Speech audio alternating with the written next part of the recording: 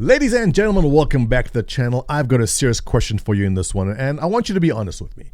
Are you a victim of the false dilemma fallacy? That is when there are two choices, it is black and white, and you must choose one or the other because it's impossible that there is a spectrum. It's impossible that you may like something and another thing at the same time. And the reason I bring this up is I put out a video yesterday talking about how the Star Citizen community has its ups and downs, right? There are periods of time where everyone's angry and upset about everything, and there are periods of time where everyone is celebrating. I showed it in that chart over there where I said, you know, there'll be a big update, the pyro will come out, everyone will be thrilled, and everyone will get bored later and then go on to complain again.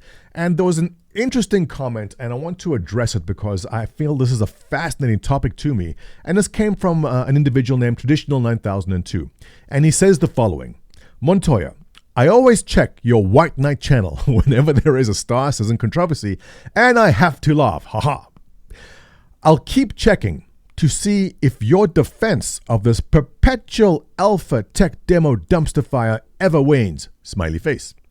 I'm really interested in your reaction when CIG reaches $1 billion in funding and the players still have basically nothing. Oh, okay, a lot to unpack. But what we have here is a clear example of the false dilemma fallacy. Well, also some straw man tossed in. We'll get to that in a second.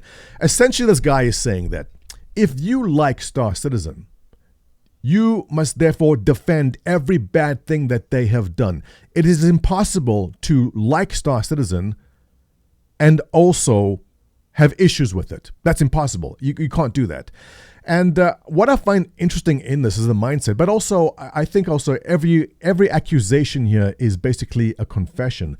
And I find it strange because this is nothing that I actually ever went through. And as I started making content, when I went to content creation, I realized more and more people are in this problem where they have one thing and another thing and there cannot be anything in between. I think a perfect example of this would be, say, iPhone, right? Here's the iPhone and Android. There'll be people who swear by the iPhone and say Android is absolute trash.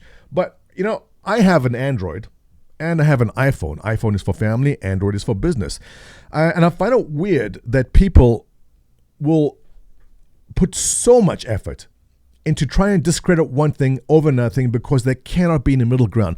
I love the easy user interface of the iPhone, the simplicity of it, but I like the more ruggedness and the depth that Android gives. I have both.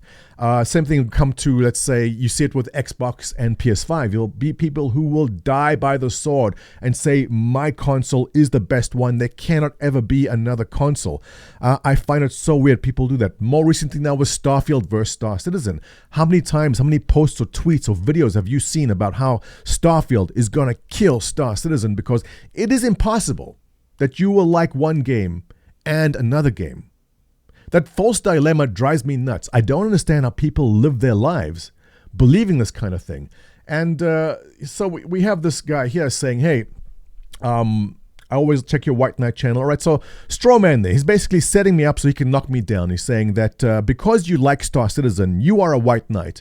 And therefore, you must now you cannot possibly defend the bad things. If they said in 2016, answer the call, how can you defend that? You see how wrong you are. If the Banu Merchantman was put up for development 10 years ago and it's still not done, defend that. And the thing is, I see a lot of Star Citizen content creators or you org and guild leaders often fall into that where you feel that now you must defend the bad things. And the truth is, you don't have to.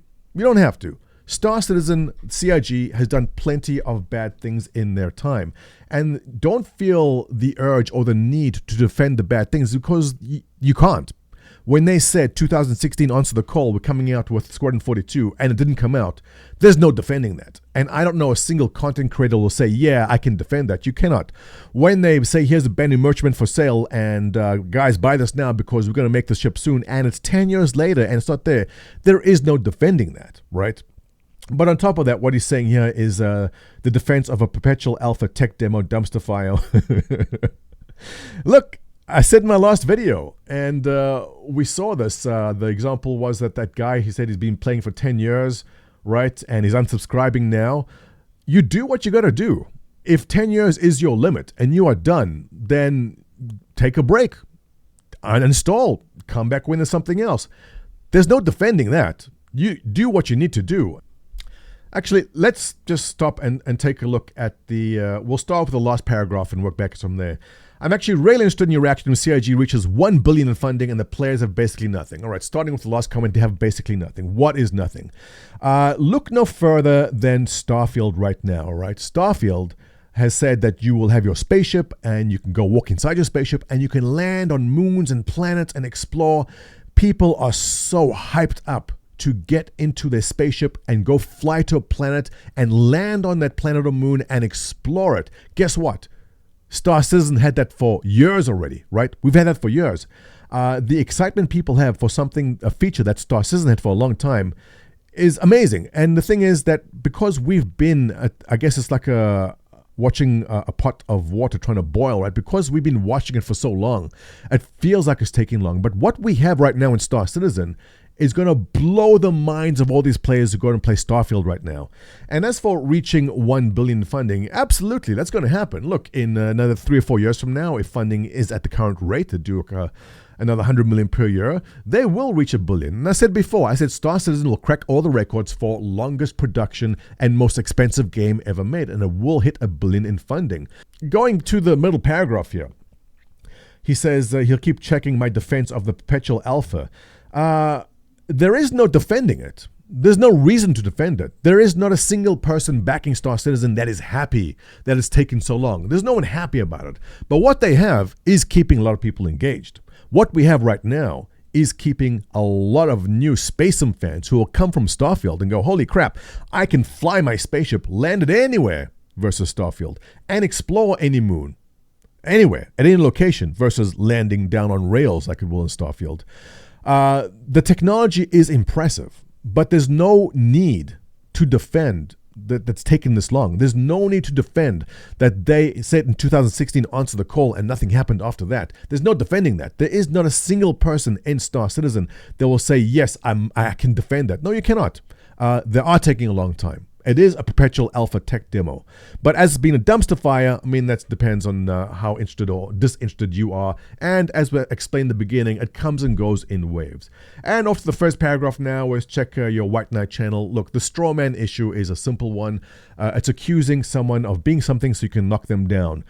Like I showed in the very beginning with the phones. Are you an Android fan? Oh, it must suck because Android is terrible. But it's not that. You know what? There is not a single content creator I know that will happily say they are very happy with everything that's happened in Star Citizen. That's impossible. You cannot be happy with the amount of time it's taken to get where we are. You cannot be happy that there's only one star system. You cannot be happy that the Banu Merchantman is still under development in all these years.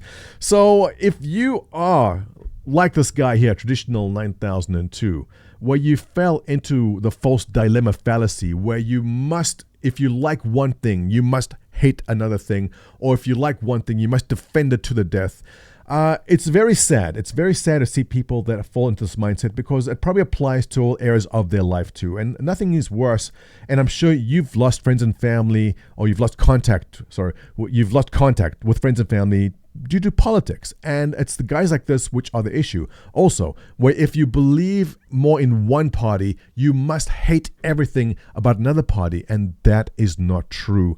It is a spectrum. It is okay to like some things from one political party and also like some things from another political party. And if only everyone understood this and did that, then understood there's a spectrum and know that don't have to fall into one camp or another, the world will be a better place. And so Traditional 9002, I hope you realize the fallacy you've fallen into, and I hope you can find the mental strength to pull through that and become a better person. And to you guys who are content creators for Star Citizen, understand that you don't have to defend. In fact, I don't see people defending every single bad thing, but just because you don't talk about every single bad thing doesn't mean you agree with it. And with that, ladies and gents, I will leave you. Let me know what you think about this content. Give me a thumbs up, subscribe if you like it. I'll catch you in the next one.